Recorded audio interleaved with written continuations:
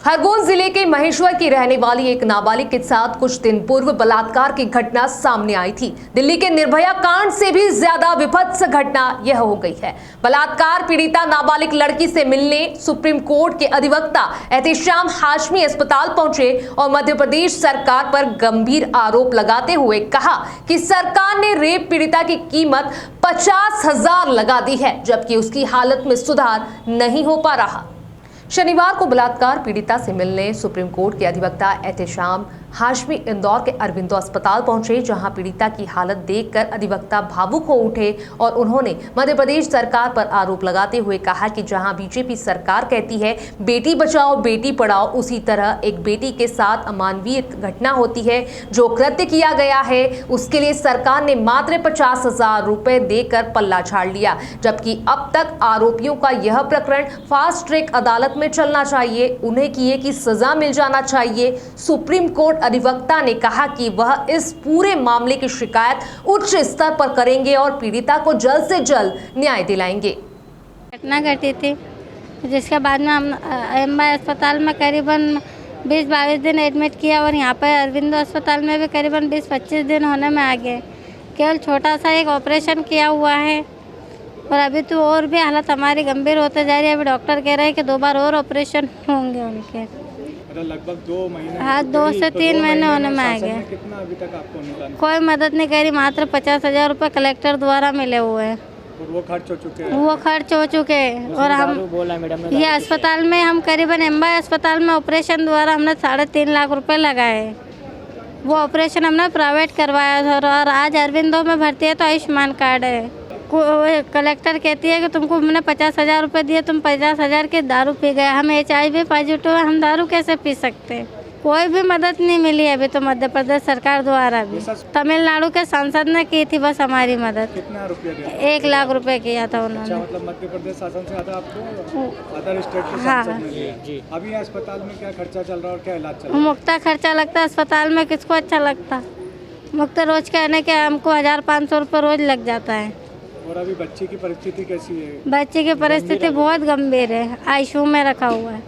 जैसा कि आप बता रहे कि कलेक्टर द्वारा कुछ आपको धमकाया जा रहा है, किस तरीके? कलेक्टर मैडम के कलेक्टर द्वारा तो नहीं, लिखित में आ रहा है कि हम सब कुछ पैसा वैसा इनको दे चुके हैं बोले, और कलेक्टर कह रही है कि मैं अब तुमको कुछ नहीं दूंगी। हमने बात भी करी उनसे, डी कलेक्टर से भी बात करी।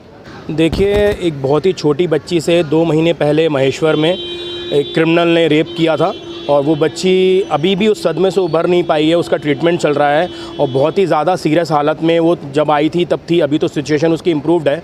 हम लोग यहाँ पे उनके परिवार से मिलने आए हैं। इनके परिवार ने बताया कि वहाँ पे उनका इलाज यहाँ फ्री हो रहा है, पर फ्री इलाज तक बात ख़त्म नहीं होती, क्योंकि इनके फादर जो हैं, बच्ची के फादर हैं, उनको वो अपना पूरा रोज़गार छोड़ के यहाँ पर रह रहे हैं और घर में बच्ची के इलाज के अलावा भी बहुत सारी चीज़ें हैं। तो मुझे ये लगता है कि एक सरकारी नौकरी इनको शिवराज सिंह चौहान जी के द्वारा दी जानी चाहिए थी।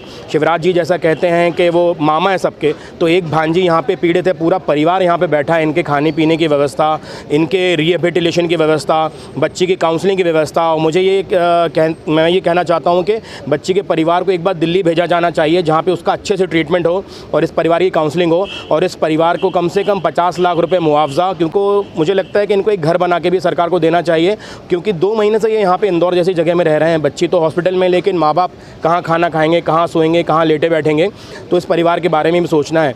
एक तरफ हमारे मोदी जी, योगी जी और शिवराज जी बातें करते हैं कि सबका साथ सबका विकास, लेकिन ये जीती जागती काली सूरत जो विकास के नाम पे धब्बा लगाया गया है प्रदेश पे और देश पे, वो आपके सामने है कि किस तरह का विकास हो रहा है। चाहे वो हिंदू हो, मुस्लिम हो, सिख हो, ईसाई हो, सारे लॉकडाउन से जूझ रहे हैं, सरकार की नाकामी से जूझ रहे हैं। फास्ट ट्रैक कोर्ट में केस चला के जल्द से जल्द उस अपराधी को सज़ा मिलनी चाहिए थी और उनके परिवार का कहना है कि महेश्वर से ये केस यहाँ ट्रांसफ़र किया जाए।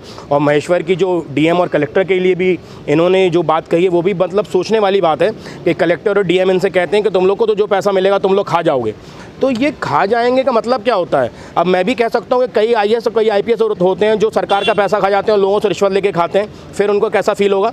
महेश्वर प्रशासन इनके साथ बिहेव कर रहा है वो बहुत ही शर्मनाक है। मेरी सरकार से विनती है कि इनको जल्द से जल्द 50 लाख रुपए का मुआवजा दिलवाएं और 1 हफ्ते के अंदर अगर मुआवजा नहीं मिलेगा तो कॉम्पनसेशन के लिए हम प्रधानमंत्री महोदय को भी लिखेंगे और हाई कोर्ट और सुप्रीम कोर्ट भी अगर जाना पड़ा तो जाएंगे। और ये भी मेरी रिक्वेस्ट है गवर्नमेंट हॉस्पिटल में ट्रायल की व्यवस्था की जाए, जिससे हॉस्पिटल में ही रहते हुए ट्रायल मुकम्मल हो। और ऐसे पावर है सरकार के पास, हमारा कानून बहुत ही ज़्यादा अच्छा खूबसूरत कानून है, तो हॉस्पिटल में भी ट्रायल चल सकता है। जितने भी गवाह हैं उनकी एग्जामिनेशन यहाँ हो और यहाँ पे ट्रायल चले और जल्द से जल्द उन अपराधियों को सज़ा मिले। और उनको मुझे लगता है कि महेश्वर एक बहुत छोटी जगह है और बहुत छोटी सोच है वहाँ पे कई लोगों की, तो इनको इंदौर ही में स्थापित होने का, इनको कोई रोज़गार की व्यवस्था और इनके लिए रहने की व्यवस्था इंदौर में की जाए।